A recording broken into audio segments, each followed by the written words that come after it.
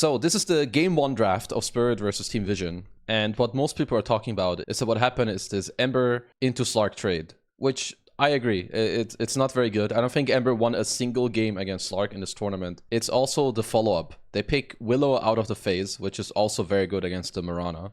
Then Vision decide to go for Mirana IO, which is okay. I think 9 class plays a very good IO. I was a bit surprised they didn't give him this hero. To me, also now what Spirit do is like super good. They pick SF Disruptor together. This was the only time, guys, this is the only time Disruptor was picked in this entire tournament. It's good against Mirana. It's super good against IO. It always has been. It always will be. It plays incredibly well with Slark. Slark gives you insane vision at nighttime if Slark wants to play forward, and he wants people that furthermore enable that. In my mind, what Vision could have done here is that they could have picked a TB on this slot. I think that this also could have been a Nature's Prophet. I think you can also go cute and like pick an Enigma or pick a Nature's Prophet, because you now know that Slark or SF are going mid. So just pick a hero that really dumpsters as either of them are going mid, and most likely it is Slark. You play the Ember carry and it's fine.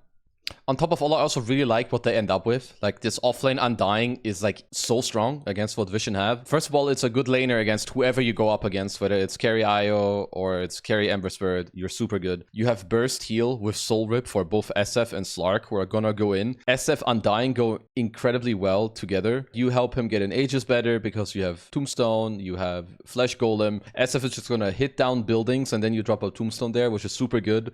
You help Disruptor in something that both Slark and Disruptor lack, which is teamfight that Undying gives you. And also later with the shard, you get a save against the axe. So honestly, yeah, a lot of people keep talking about this like, oh, that's Ember versus Slark and that's where they lost. I think it goes so much deeper, where it's that most of Spirit's heroes are really good together. Like Disruptor Slark are ultra good together. You have SF Undying that are ultra good together. At the same time also, you heroes are like really good against what they have. You have Disruptor against Mirana IO, even later against Ember when you combo it with Slark, it's super good. And you have the Undying counter team fighting against an axe and the Tombstone save with the shard. Let's get into the gameplay. Collapse has crazy laning mechanics. I'm gonna teach you guys something here. You generally have creeps hitting other creeps in the laning stage. We're gonna call this guy Jimbo, okay? Jimbo is always gonna be Collapse's creep, and Johnny is gonna be the enemy creeps. Collapse does so well in protecting Jimbo from Johnny's that he always aggroes in a way where if the enemy guy can either last hit them with a right click or a spell,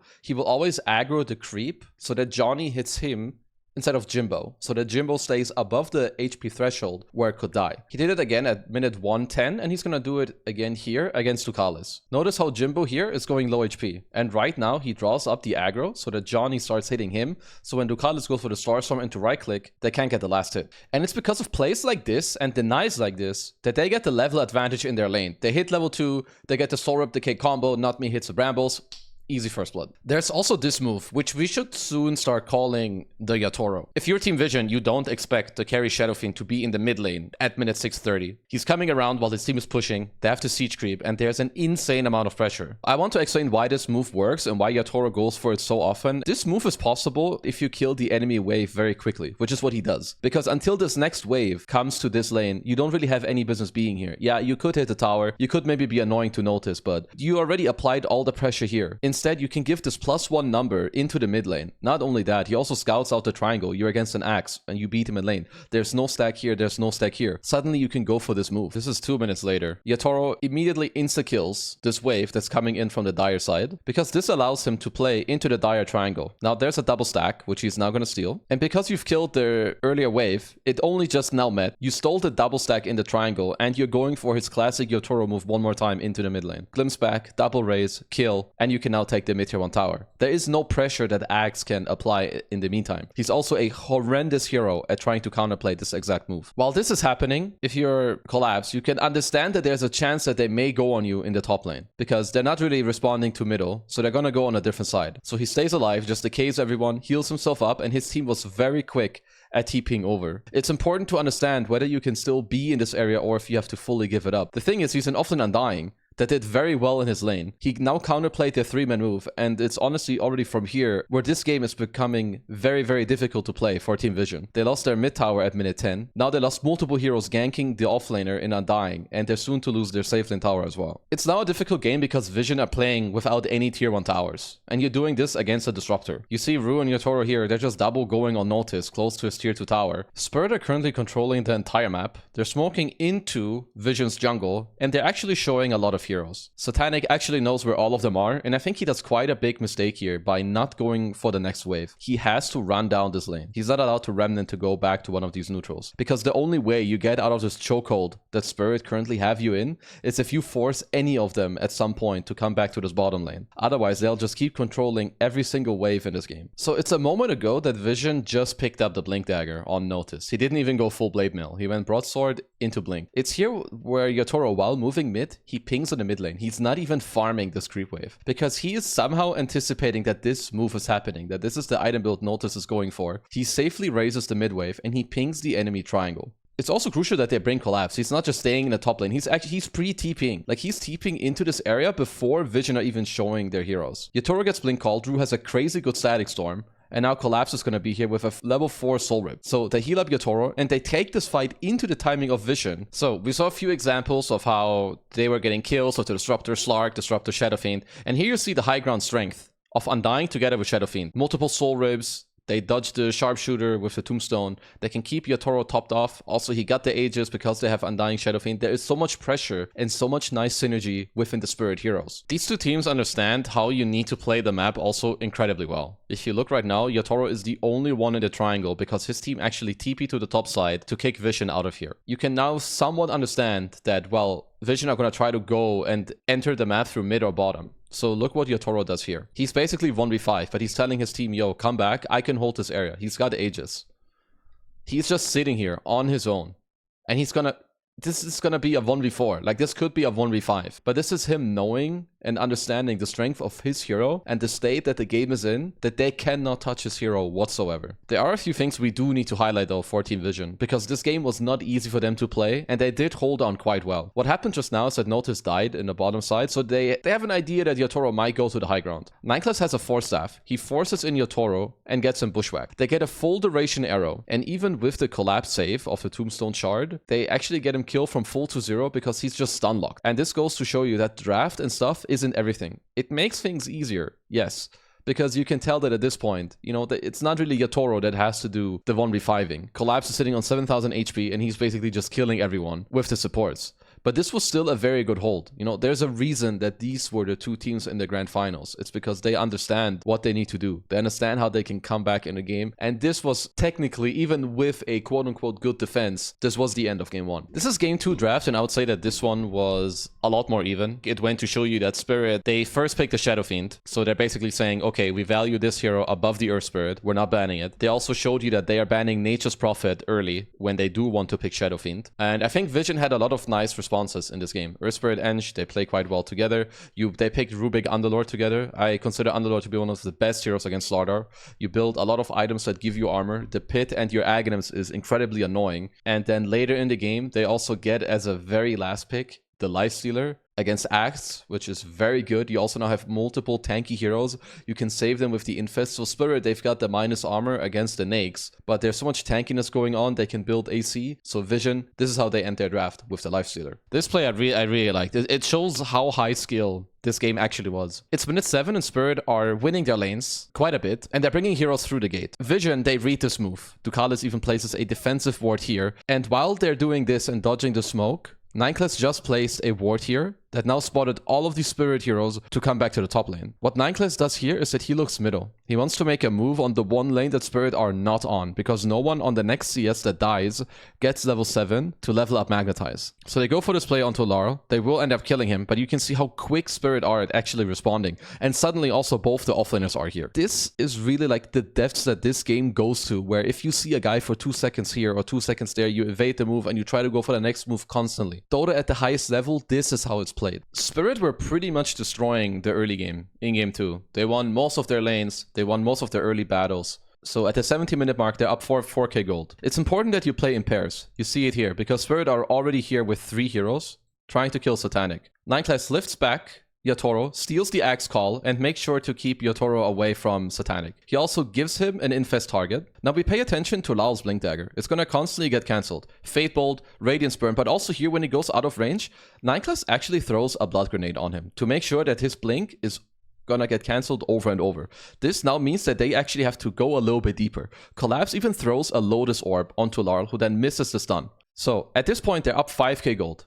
This is very good for Spirit, but the more and more they overreach, this is going to give a little bit of a comeback to Vision. This is a level 10 Earth Spirit, who gains an entire level from this fight. Yeah, he's going to die, but Notice will also get a return kill onto Larl. So he's now getting 3 kills, and the thing is that they were really underfarmed on the Underlord, on the Earth Spirit, and underleveled as well. Getting closer to your core items is a lot more important when you're the team that's behind as opposed to the team that's ahead. Spirit want to keep their net worth and their XP as little as possible because they're already ahead. They don't want more gold to be in the game. It's moments like the fight we saw just now and the gold injection and what happens to the map that is so crucial for the later stages. Dukalis earlier got to place this nice ward in the enemy jungle, and Notice did get to finish his Aghanim Scepter. Spirit just killed the Tormentor, so Larl went through the gate, showed himself here for one wave. So if you're Team Vision, you would kind of expect Larl to go through the gate and join his team in the bottom area, because that's where they are currently showing that they want to go and take this bottom tier to tower.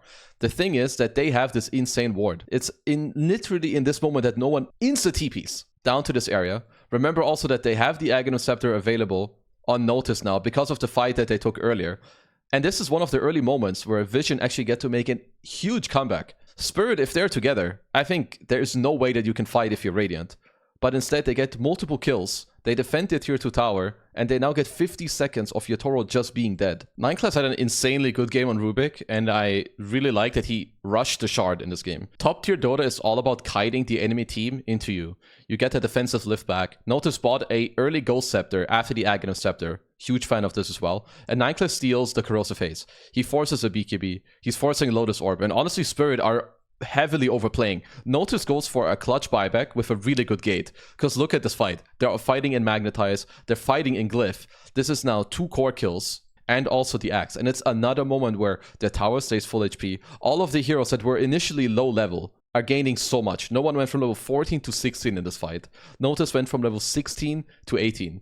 Sure, they don't kill Yatoro towards the end of the fight, but all of these moments, they stack up so much. This is one of the most important Roche fights of the entire finals. Vision just had a fight where they got to kill Not Me, so it's gonna be a 4v5. Spirit are smoking up because they want to contest this. So you can see that Vision, they only keep Satanic in the pit. They're gonna keep good positioning to try and break the smoke. Eyes on 9-class because he's gonna be very important with the save and also with his stolen Corrosive Haze. So they ultra jump no one. He's gonna get lifted back. So they all have to kind of commit because Noticed also has very good pits. What happens here is that Roche is low and he was killed in this game prior by TeamSpirit. Satanic is raged, but it's going to wear off soon and he has his Manta style available. The zombie from Collapse here is going to trigger Roche to roar. This now disarms Yatoro and also means that he's going to take 25% more damage from Roshan's, which makes it so easy for Satanic to just man up on Yatoro because he was raged, the roar didn't apply to him. At the same time, when they're man fighting, look what Satanic does with his Manta style. He micros one and moves it away, so that Larl actually uses his next hit bash and his Corrosive Haze on the Lifestealer Illusion. If Roche doesn't roar, or if Larl gets the bash or the Corrosive Haze onto Satanic, there's a very high chance that they can actually win this fight. But because of all of these nice things, and also 9-class with the saves earlier, stealing the Corrosive Haze, and Vision having good positioning, it's all of these fights in a row that actually gave them the comeback. You're about to witness one of the best team fights ever. In old days, you had Miracle doing this. This has to be one of the best individual plays we've ever seen in a grand final. Both teams are playing it kind of slow. You know, both teams are playing well. Lots of trading back and forth. Yatoro here is going to pike away from Satanic. He's magnetized, he's BKB, and he's going to kite away. Collapse is still fighting, and so is Not Me. They have outpost control, so they go for double buys. Yatoro is still kind of looking on the side of the fight. Gets a 25 talent, casts Requiem, doesn't quite get Satanic. Here's where it gets interesting. Satanic aggressively infests him, which means that if Yatoro uses Pike, now it doesn't matter because Satanic will follow him and still get him killed. It's also important here that there's a soul rip at this very exact timing, because otherwise Yatoro will die to the next attack into the Infest Bomb. They bushwhack Satanic straight away, and this is where the crazy shit actually starts happening. Yatoro on 100 HP, he's just gonna keep fighting.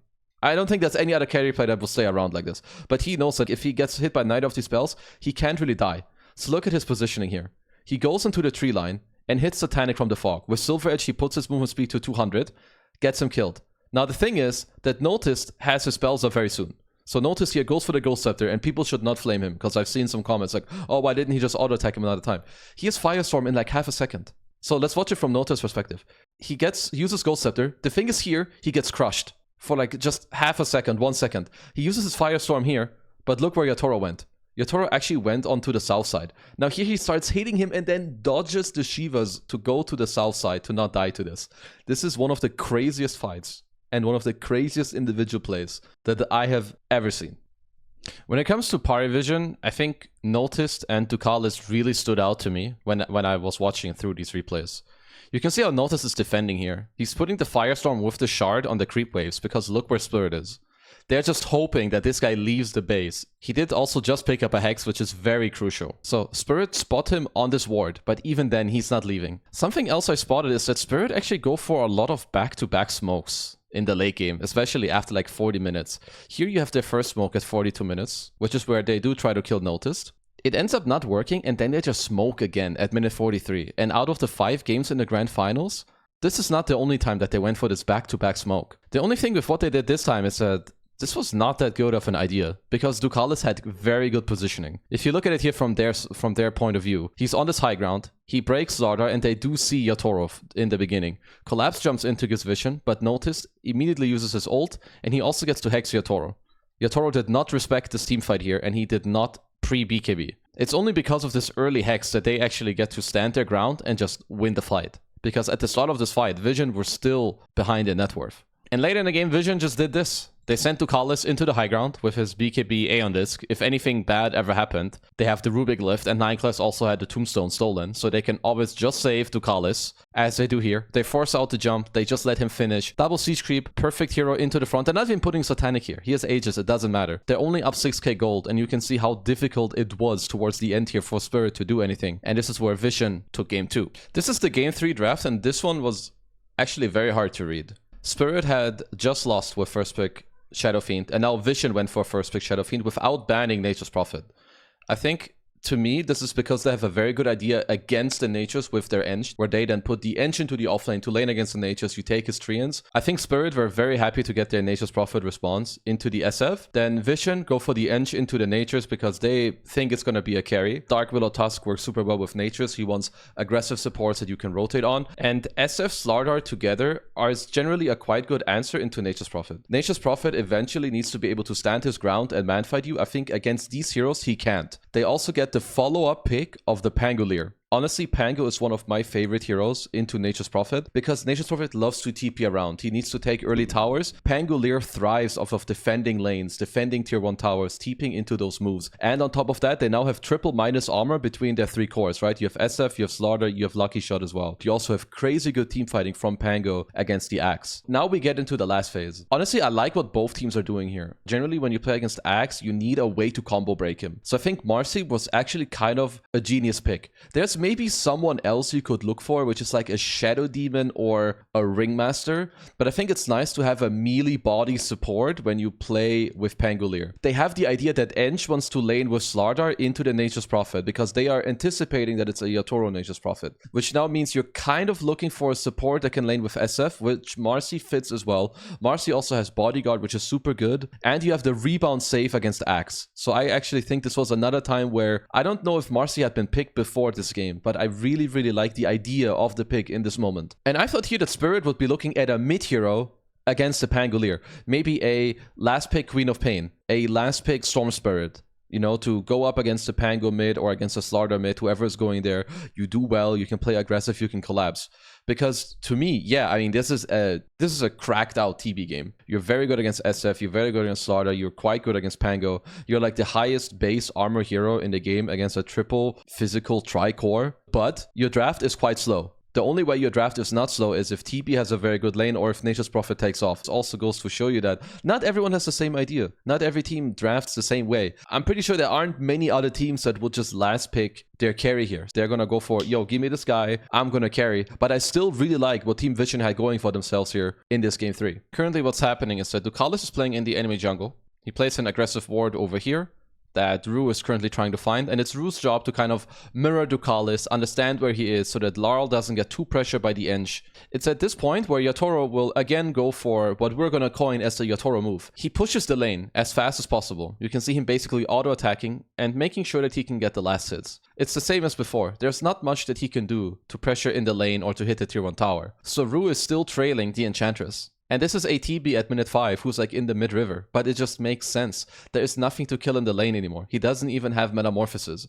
But it's only because of his movement that Dukalis gets kicked out of their own jungle. Sometimes we just have to talk about how far little clicks go. And how one player can play situations so differently. Collapse is skipping, and he's so aggressive. Here he dodges the swashbuckle, and he's just playing very, like, he will end up dying. It's pretty fair, right? It's normal. He's way too deep. So now no one uses the Pango roll. He dodges the first 2, he's gonna dodge the 3rd one, and now they go on him. He understands here, okay, I'm basically dead. But look at his counter helix. He will proc it in a moment, turns around and gets a kill on 9 class. This is 4 people walking towards him. At the same time, his team is taking the enemy top tier 1 tower. There are so many players that in this scenario, they will just die and not get a counter kill, or they will just die to the Pango and Marcy. The Eng doesn't have to be there. The Shadow Fiend doesn't have to be there. But when you're in the zone, you can look at all these moves, and Collapse, he always does. So this is what we learned from the earlier games. Especially when the best teams take this tier 1 tower, they will try to go into the enemy triangle. So Yatoro's here. He's gonna advance. But Vision know this. They scanned him out. They're gonna go for a play. So no one is kind of kiting. Swashbuckle's back. Look at Ru. He ice shards no one away from him. And look how much space, again, is gonna happen and how hard it is to kill them. They get off the Sunder before they connect with the plays. Snowball. Full range. Satanic comes over here and he gets the Requiem. He kills both. Obviously, this play is great from Team Vision.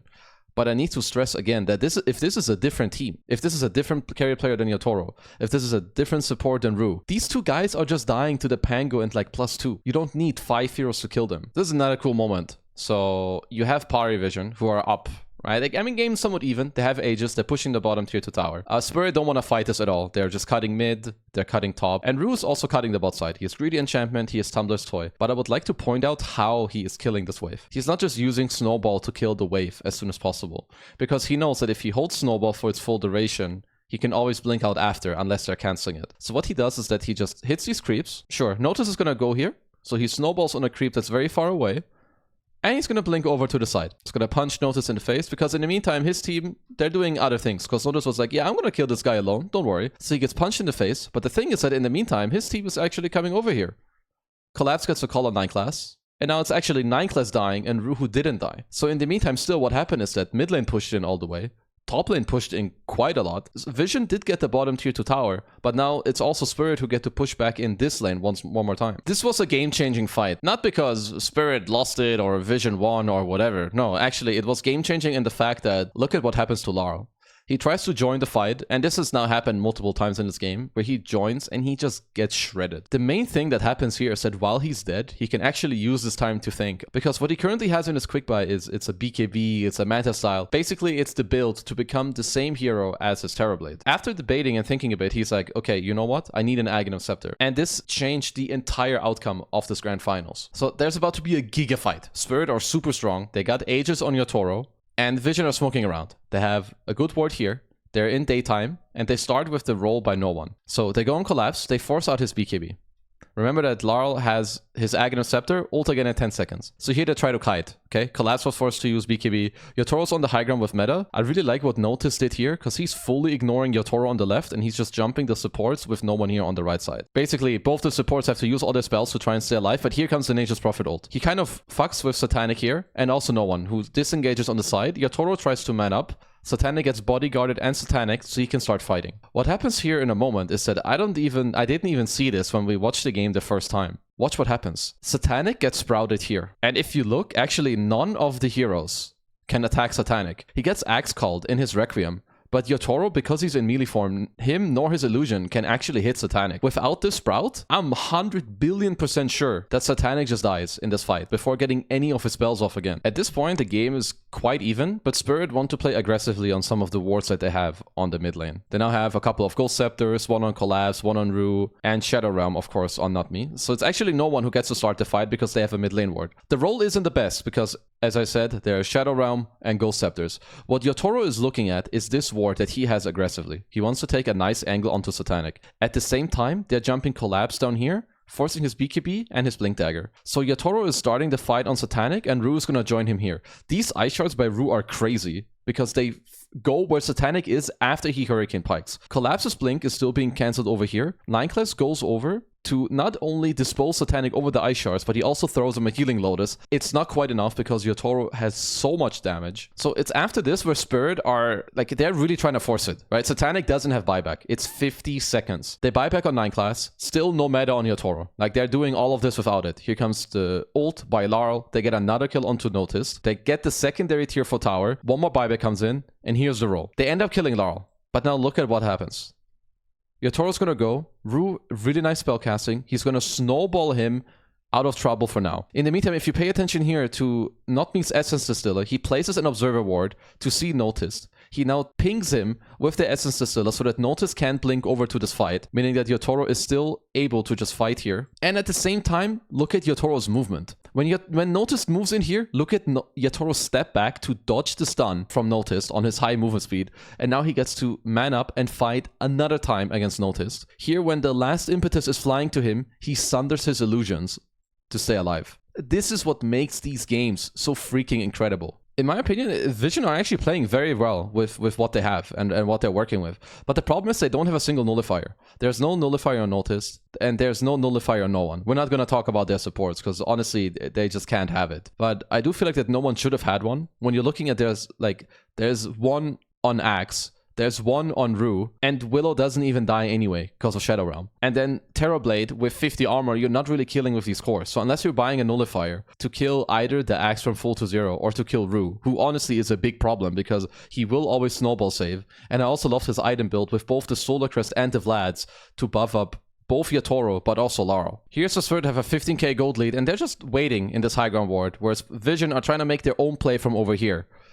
The fight pretty much ends because Noticed has an unlucky blink timing. Collapse is trying to call the roll, but Noticed gets into it. Ru has perfect connection with the punch, shards off Noticed, and this is basically a dieback. And from this point forward, they're up 20k gold. They're gonna lose all of their racks now, and this is where Spirit take match point in game 3.